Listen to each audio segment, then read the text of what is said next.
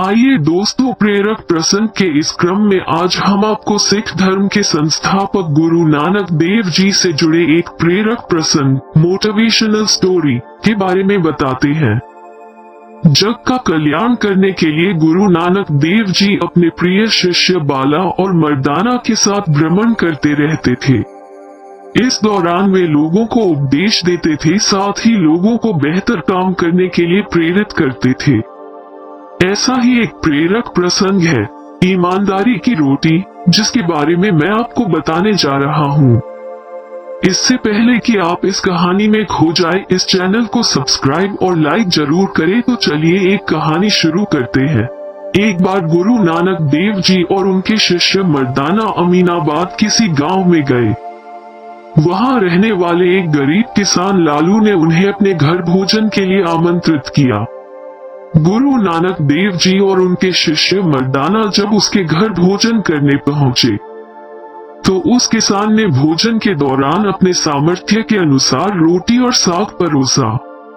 लेकिन जैसे ही गुरु नानक देव जी और उनका शिष्य भोजन शुरू करने वाले थे, उसी समय गांव के जमींदार मलिक भागू का सेवक वहां आया और कहने लगा कि आप दोनों को मेरे मालिक ने भोजन के लिए आमंत्रित किया है।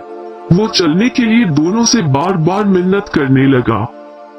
ये देखकर गुरु नानक जी लालू की रोटी अपने साथ लेकर मर्दाना के साथ जमींदार के घर चले गए। गुरु नानक जी के पहुंचते ही जमींदार मलिक भागू ने उनका खूब आदर सत्कार किया और भोजन परोसने की शुरुआत की। भोजन के दौरान जमींदार ने दोनों के सामने कई तरह के पकवान परोसे, लेकिन दोनों ने भोजन करने की शुरुआत नहीं की। इस पर जमींदार ने गुरु नानक जी से पूछा कि आप मेरे निमंत्रण पर आने में इतना संकोच क्यों कर रहे थे और अब भोजन करने में संकोच कर रहे हैं। उस गरीब किसान की सूखी रोटी में ऐसा क्या स्वाद है जो मेरे पकवान में नहीं? जमींदार की ये बात सुनकर गुरु नानक देव जी पहले कुछ नहीं बोले। फिर उन्होंने एक हाथ में उस रोटी को उठाया जो वो किसान के घर से लाए थे, और दूसरे हाथ में जमींदार की रोटी को उठाया। इसके बाद उन्होंने अपने हाथों में ली हुई दोनों रोटी को दबाया। तभी किसान लालू की रोटी से दूध की धार बहने लगी और जमींदार मलिक भागू की रोटी से रक्त की धार बह निकली। इसको देखकर गुरु नानक देव जी बोले, लालू किसान के घर की सूखी रोटी में प्रेम और ईमानदारी मिली हुई है, लेकिन तुम्हारी रोटी में अप्रामाणिकता से कमाया हुआ धन और मासूम लोगों का रक्त मिला हुआ है। इस बात का प्रमाण सामने है। इसी वजह से मैं लालू किसान के घर भोजन करना चाह रहा था। गुरु नानक देव जी की यह बात सुनकर जमींदार उनके पैरों में गिर गया और बुरे कर्म त्याग कर अच्छा इंसान बनने की राह पर चल पड़ा।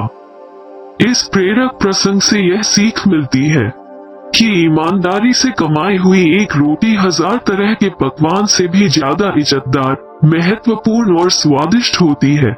साथ ही यह प्रसंग इस बात के लिए प्रेरित करता है कि इंसान किसी भी पद और प्रतिष्ठा पर क्यों न हो, ईमानदार व्यक्ति को ही समाज में इज्जत मिलती है। इसलिए हमेशा ईमानदार बनकर ही रहना चाहिए। दोस्तों, ये कहानी आपको कमेंट सेक्शन में जरूर बताना, और अच्छी लगी तो इस चैनल को सब्सक्राइब जरूर कर लेना। तो मिलते हैं अगली कहानी में, तब तक के लिए अपना ख्याल रखें।